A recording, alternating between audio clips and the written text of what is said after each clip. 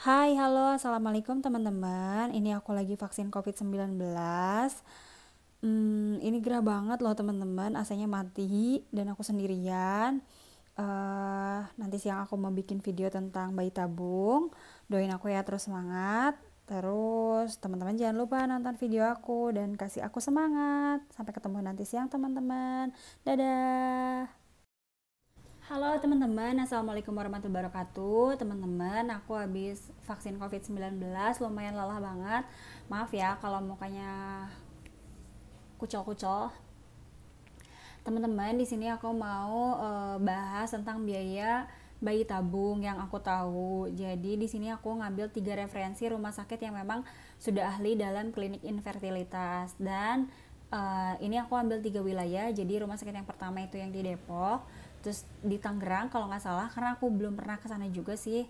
Tempat pastinya, lokasinya aku belum tahu, tapi ini aku hanya sekedar kasih rate harga berdasarkan info dari sana. Terus yang ketiga adalah di wilayah Bandung. uh, aku mau kasih saran sama teman-teman sebelum melakukan bayi tabung ataupun proses program hamil yang lainnya. Teman-teman harus benar-benar mantep dulu nih, mantep dari segi keuangan, mantap dari segi mental ya gitu kan. Keluarga yang mendukung gitu kan, lingkungan sekitar yang positif, lalu pola hidup kita juga dirubah, misalnya olahraganya lebih teratur, pola nutrisinya gitu lebih baik. Jadi jangan sampai nauzubillah kalau misalkan terjadi kegagalan, teman-teman menyesali sesuatu. Aduh, kenapa kemarin pas aku program hamil, pas aku inseminasi, pas aku bayi tabung kemarin aku nggak olahraga ya, aku nggak rubah pola makan aku ya. Jadi jangan sampai seperti itu terjadi ya teman-teman. Karena mungkin teman-teman tahu program hamil tuh mau secara alami ataupun buatan itu memerlukan biaya yang lumayan ya biasanya. Kalau buat aku sih teman-teman, nggak tahu kalau teman-teman uangnya banyak. Tapi dia memang butuh benar-benar kesiapan segala-galanya. Sebelum teman-teman mulai ya ada baiknya teman-teman mantapkan hati dulu, mantapkan segala macam, mantapkan keuangan, mantapkan semuanya nih pokoknya gitu kan. Karena terutama sih keuangannya harus stabil dulu ya. Jadi jangan sampai udah setengah-setengah nanti di tengah jalan berhenti gitu kan. Karena memang apalagi kalau misalkan mau bayi tabung itu membutuhkan dana yang tidak sedikit. Langsung aja teman-teman aku kasih gambaran ke teman-teman biaya bayi tabung di rumah sakit pertama. Nah, teman-teman, ini dia gambaran biayanya, teman-teman bisa baca sendiri. Ini rumah sakitnya ada di wilayah Depok. Teman-teman pokoknya bisa baca sendirilah rinciannya semana. Kalau aku jelasin takutnya kepanjangan ya teman-teman. eh Harganya emang beda-beda sih teman-teman ya. Teman-teman tinggal sesuaikan sama kantongnya masing-masing ya. Ini dia totalannya 102.942.800 rupiah. Dan di sini waktu itu aku disaranin sama Mas adminnya supaya punya uangnya tuh minimal 120 juta untuk dana cadangan. Yang aku bilang tadi kan khawatirnya kita disuruh melakukan hal-hal yang di luar paket ini teman-teman. Tapi kalaupun misalnya teman-teman save dana 120 juta, kalau misalkan mau laparoskopi itu tetap kurang ya teman-teman uangnya.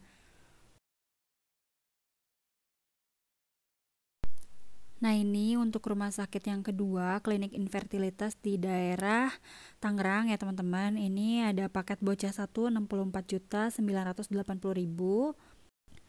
Nah, ini untuk paket bocah 2 74.970.000, lalu paket bocah 3 senilai 79.920.000 ya teman-teman. Itu udah include konsul USG 5 kali pertemuan, pemeriksaan lab suami istri, obat stimulasi. Kayaknya yang membedakan adalah obat stimulasinya ini teman-teman, dosisnya beda-beda.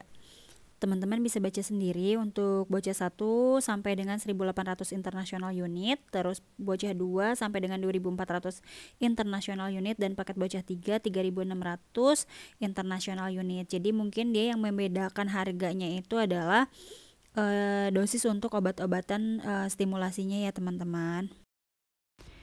Nah, teman-teman, untuk yang klinik infertilitas yang ketiga ini di daerah Bandung, teman-teman bisa baca, biaya bayi tabung 38 sampai 65 juta sudah sampai embrio transfer. Tetapi belum termasuk biaya USG, lab dan rawat inap. Untuk biaya di luar paket sekitar 7 sampai 18 juta. Ini kalau ku total-total rasa-rasanya hampir mirip yang kedua tadi ya, teman-teman. Untuk rate harga totalnya memang yang lebih mahal itu yang pertama tadi, yang rumah sakit atau klinik infertilitas yang pertama.